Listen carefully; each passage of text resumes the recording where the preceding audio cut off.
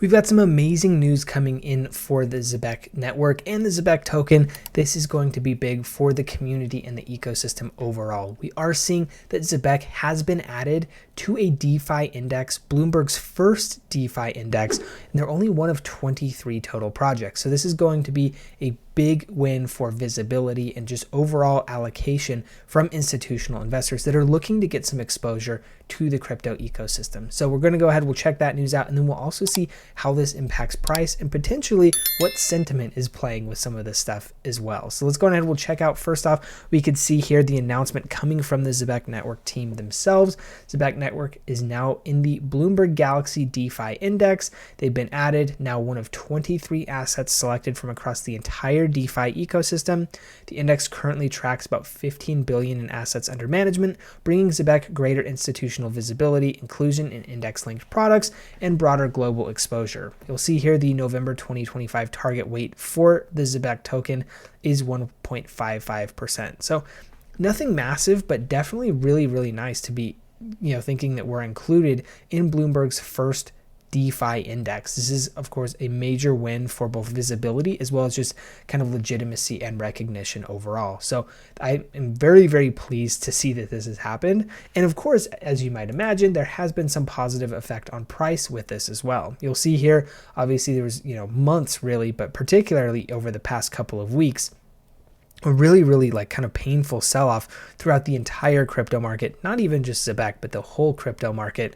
I would actually see Zebec potentially faring relatively well, kind of relative to some of the other sell-offs that we had seen. The biggest thing here you will see is that we have had a couple nice pumps after this kind of liquidity wick that we saw here, and we are now back above this orange line. The orange line is kind of like a danger zone line, so if we're above it, that's really good. And then the yellow line is kind of what I would consider kind of like the bullish support level. So obviously, this is going to be a difficult level of resistance that we'd like to get back above. We've already been rejected by it once, so ideally, we could get back above here. But you will notice that there is the green line, and the green line is a descending trend line, which you will notice has basically kind of set the top for as we've kind of been going along, and it has been leading to consistently lower highs. At this point, we're about 0041 is where this line would be. And so ideally, I think kind of for a bullish structure to actually form here, we'd want to break through this yellow level, get rejected by this green, and then start looking to find that higher low. Because currently, unless we actually see that happen, we are still consistently seeing lower highs and lower lows, which means we're still in a downtrend. So good news or not, price is still in a downtrend, and we can expect it to trend down over time.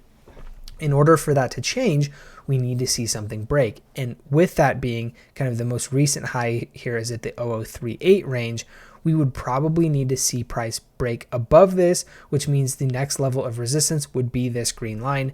And then of course, breaking above the resistance would be kind of the best outcome here. But I just think given the market state that we're in, that's probably a little bit unreasonable. So we probably would go up, get rejected here, and then start to look to find that higher low is really kind of the best case for setting up a bullish structure, in my opinion. Now, of course, it is crypto. Anything can happen. Given the market that we're in, I still think that there is that possibility that we don't actually go ahead and do that. We just put in a higher low and continue, or a lower high, excuse me, and then we go on ahead and continue to find lower lows, just because the market we're in right now is a little bit rough, though I would love to be wrong on that one. We'll just have to see. Now, moving along, you'll see that there's actually some like sentiment that's starting to change here as well, which is kind of interesting because again, you'll see here that the Bitcoin weekly candle closed above the 4-year trend key level. Bitcoin is sitting right on the macro long-term trend line that's held markets together for 4 years.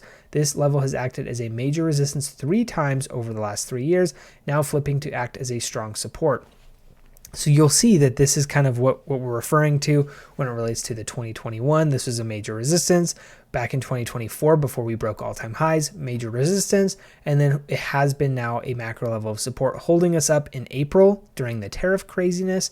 And then now potentially once again. So again, this is something that I would say shows the bullish outlook. The other, what we consider the bearish outlook, is the fact that we have now closed above the 50-week EMA on a weekly basis twice now, which basically whenever that has happened, that means the bull market is over, and we generally see about a 50% correction, again, historically, from when we've seen that. So we'll have to see. I think if if we go ahead and we see this, like basically what we're seeing here is if this actually happens, then the 4-year cycle is effectively dead. I actually dropped a post on that yesterday that given the fact that the weekly candle has closed now twice, in order for things to be different this time, the 4-year cycle effectively has to be retired. And so we'll have to see what exactly happens there. So again, just keeping you all informed and hopefully keeping things in mind that this is something where people are always looking to find the pattern of best fit, right? So it's not always going to be, oh, this is what's going to happen. People are finding charts that can justify what's happening with price. Price moves first, and then people try to find narratives that kind of fit with price movement. So currently that is this 4-year support if you are a bull, and of course if you are a bear, it is the 50-week EMA that has been closed below. So we'll just have to see exactly what goes on here. There is a bunch of liquidity to the upside. Shorts are piling in like mad. Everybody thinks the bull market is over, and so that, in my opinion, is probably a perfect excuse to at least move up and capture a lot of that liquidity. Even if we don't see a sustained move back to the upside and we're not breaking $150,000, $200,000, $250,000 Bitcoins, we're at least going to be capturing some of that liquidity onto the upside. So I do think that we could see a little bit of that bounce. Again, no one knows what the future holds. That's just something that I am seeing as a possibility, as the market does generally tend to move in the direction of max pain. And I'm not sure that moving much lower is max pain. I think at this point, going up and liquidating a whole bunch of shorts would probably be max pain, and then we probably continue to see a further move back to the downside to kind of complete that move that people are expecting. But of course, you can't let the shorts or any side be right for too long. So I think that's kind of why we're going to see that back and forth there. So overall, hopefully you found the information in the video useful. Of course, if you are looking to trade and do anything in, kind of some of the rebound or all the craziness of stuff that's happening, if you're looking to get some Zebec exposure before the institutions get in, all that type of good stuff, I do have those exchange links in the description below.